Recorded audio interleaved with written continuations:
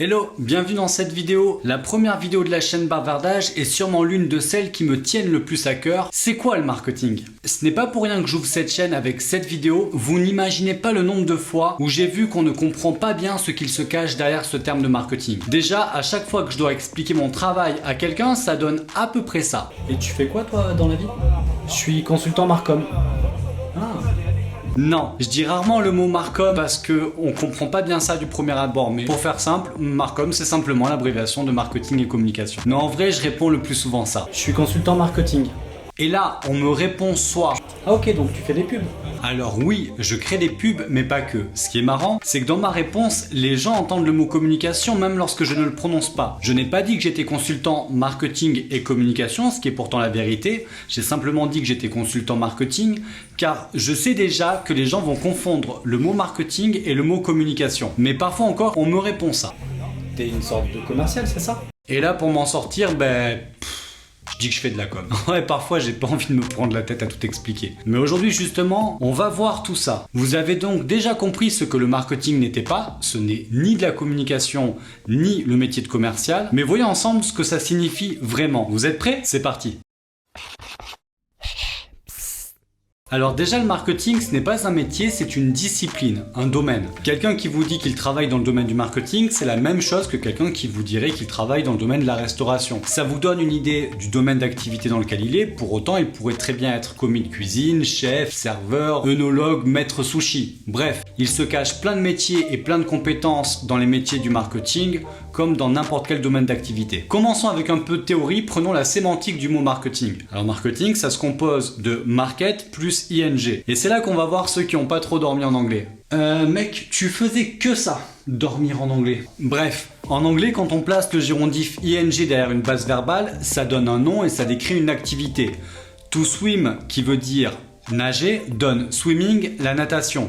To read qui veut dire lire, donne reading, la lecture, l'interprétation. Et ainsi de suite, je vais pas tous vous les faire, rassurez-vous. Alors de la même manière, marketing peut se comprendre comme l'art du marché. Puisque market veut dire marché en anglais, vous l'aurez compris. Marché d'un point de vue économique, hein, je parle pas de l'endroit où vous achetez vos fruits et vos légumes. Donc le marketing, ça décrit toutes les activités qui se réfèrent à la connaissance du marché. Vous commencez à comprendre combien c'est large. Si on prend notre mot pour les décortiquer, on pourrait très bien prendre merchandising, l'art de mettre en valeur des marchandises. Marchandises se disant merchandise en anglais, ça donne merchandising, le métier de mettre en valeur des produits dans des rayons. On peut finir avec un dernier exemple, le packaging, package étant l'anglais d'emballage, c'est l'activité de travailler sur l'emballage d'un produit pour le rendre le plus performant possible. Vous avez compris l'idée, le marketing, c'est l'art du marché. Alors maintenant qu'on a le sens global du mot marketing, je pense que vous êtes prêts pour une petite définition. On peut trouver plein de formulations de cette définition, plus ou moins valables, mais je vais reprendre celle que j'ai eue moi à l'époque de mes études et qu'un excellent intervenant nous avait donnée, JPP.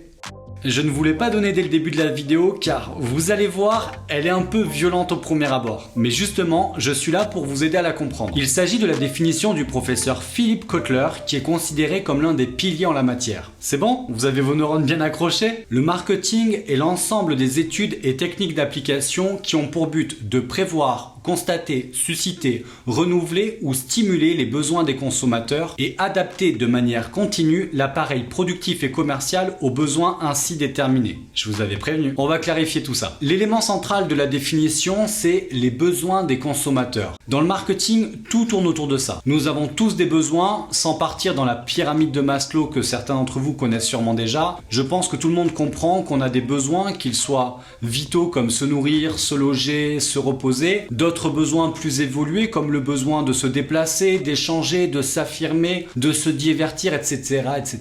Bref, on a des besoins. Et toutes les entreprises bâtissent leur offre de produits et de services pour tenter de satisfaire ces besoins. Là, je ne pense rien vous apprendre, mais j'insiste sur cette notion de besoin puisque elle est centrale dans la compréhension du marketing. Le marketing, ça va donc être l'art de prévoir, constater, susciter, renouveler ou stimuler ses besoins. Oui, vous avez vu, j'ai remplacé dans la définition le marketing, l'ensemble des études et techniques d'application qui ont pour but de, par le marketing, c'est l'art de, parce que c'est beaucoup plus simple et franchement, ça veut dire la même chose. À travers le marketing et les nombreux outils et concepts qu'il englobe, on va chercher à comprendre un marché, en comprenant les besoins des acteurs, en les devinant à l'avance même, ce qui permet d'anticiper et d'être mieux préparé que la concurrence.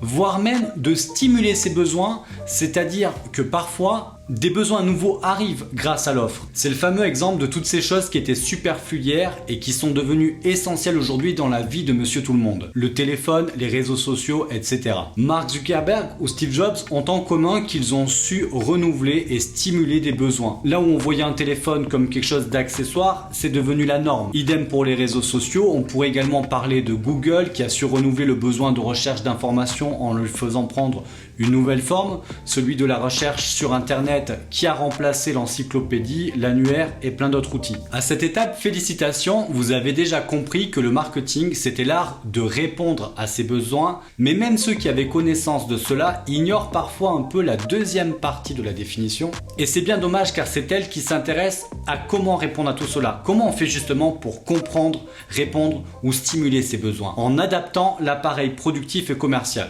Oui, là aussi j'ai un peu simplifié la définition, professeur Cutler, j'espère que vous m'en tiendrez par rigueur. Adapter l'appareil productif, c'est toute la partie de création du produit ou du service. Le marketing va donc participer à la réflexion du produit lui-même, à son élaboration. Ça ne veut pas dire que c'est lui qui va créer le produit. Sans les autres services, le marketing n'est rien. Mais il va participer à la réflexion en intégrant les besoins des clients, en réfléchissant au positionnement du produit et donc à son prix, etc. Adapter l'appareil commercial, c'est toute la partie qui consiste à vendre le produit, à le mettre entre les mains des utilisateurs. Et là aussi, le marketing va participer à la définition d'une stratégie pour rendre ce produit ou ce service accessible. Ça veut dire qu'il va aussi collaborer avec les autres services, le service commercial, le service communication et bien d'autres encore, la logistique, la comptabilité, bref, tous les services. Car oui, le marketing est central. Il intervient de manière transversale entre les différents services, de la conception du produit et jusqu'à sa commercialisation. Central ne veut pas dire plus important que les autres, car une fois encore,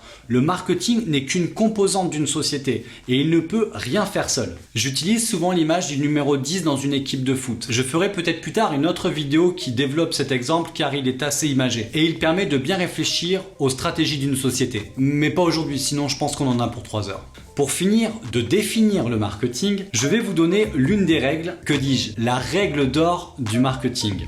Je ne vais pas vous présenter toutes les règles du marketing tout simplement parce qu'il y en a trop et honnêtement, je suis sûr de ne pas toutes les connaître. Mais n'hésitez pas à me poser vos questions en commentaire ou à me donner une idée d'une prochaine vidéo sur l'une de ces règles, j'y répondrai. Mais cette règle d'or là, qui est simple et essentielle pour bien comprendre le marketing, il s'agit de la règle des 4 P, que l'on appelle le mix marketing. The good product in the right place with the right price and the right promotion.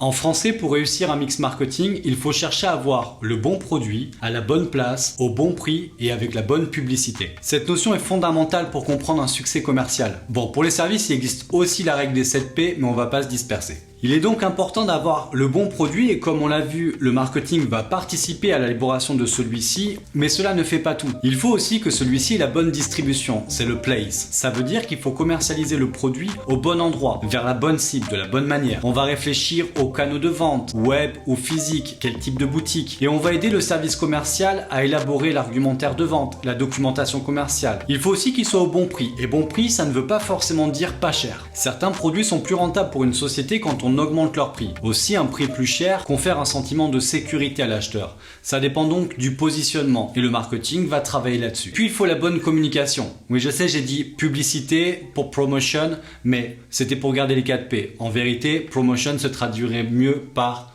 communication. Là, je ne développe pas, vous savez tous que pour qu'un produit se vende, la communication est essentielle. C'est assez rare que les produits se vendent tout seuls. Ça existe, mais c'est assez rare, soyons francs. Voilà, en plus de comprendre maintenant ce qu'est le marketing, vous avez le saint graal des marketeurs, la règle des 4 P, le mix marketing.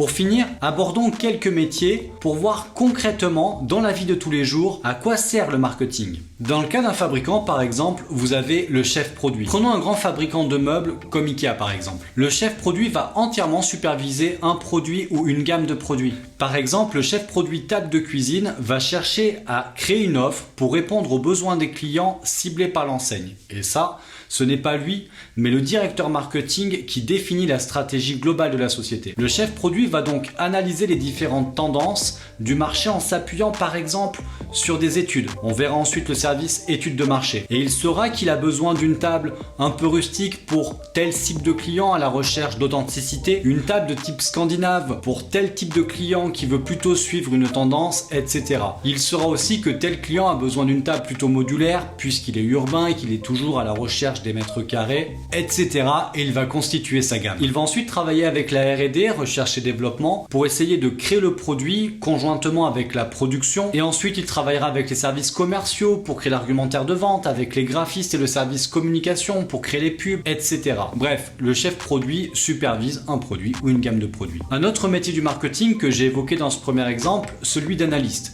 Il travaille dans le service des études de marché. Bon, souvent les études de marché sont réalisées en externe par des sociétés spécialisées, mais dans un grand groupe, on peut retrouver ce type de poste. Leur travail consiste à étudier le marché d'un point de vue quantitatif, en réunissant des données chiffrées, en faisant des questionnaires sur des grands groupes, par exemple avec ces fameux questionnaires de satisfaction après achat que vous avez tous reçus, et d'un point de vue qualitatif, en faisant par exemple des focus group, c'est-à-dire qu'ils vont par exemple réunir dans une pièce un groupe d'utilisateurs qu'on appelle un panel. Ils vont leur présenter des produits et étudier leurs réactions, leurs avis. Ils vont également mener des études pricing pour déterminer le bon prix pour chaque produit ou pour chaque typologie de client. Bref, voici le métier d'analyste. Dans les grandes sociétés, vous avez un autre métier que personnellement j'apprécie presque tout autant que celui de chef produit, c'est le UX designer. UX signifie User Experience. C'est le spécialiste de l'expérience client. C'est lui qui s'intéresse à ce que va voir, toucher, sentir et surtout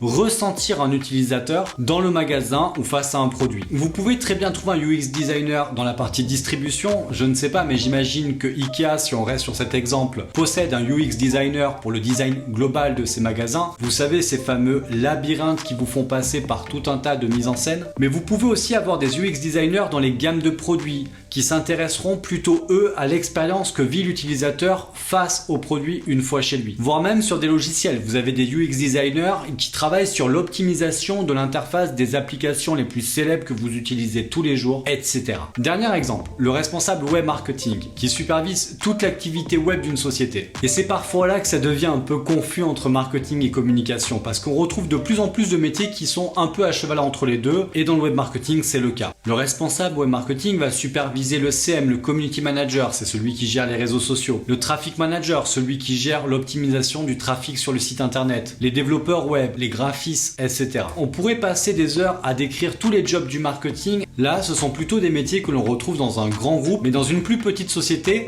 toutes ces responsabilités sont tout simplement entre les mains d'une personne ou de quelques personnes. Bref, j'espère que cette vidéo vous aura permis d'y voir plus clair sur le marketing et de comprendre ce qui se cache derrière ce terme trop souvent galvaudé. Sachez qu'il existe énormément de situations et de techniques marketing un peu plus complexes, mais c'est justement le but de cette chaîne, démystifier petit à petit ces notions marketing. Alors je vous invite à vous abonner, à activer la cloche si vous voulez en savoir plus sur le marketing, les techniques et la communication, car oui, je fais du marketing, mais aussi, j'ai même presque envie de dire surtout de la communication. Si vous avez aimé, un petit pouce bleu, ça ne fait mal à personne. Et j'espère vous retrouver bientôt dans une autre vidéo. Ciao!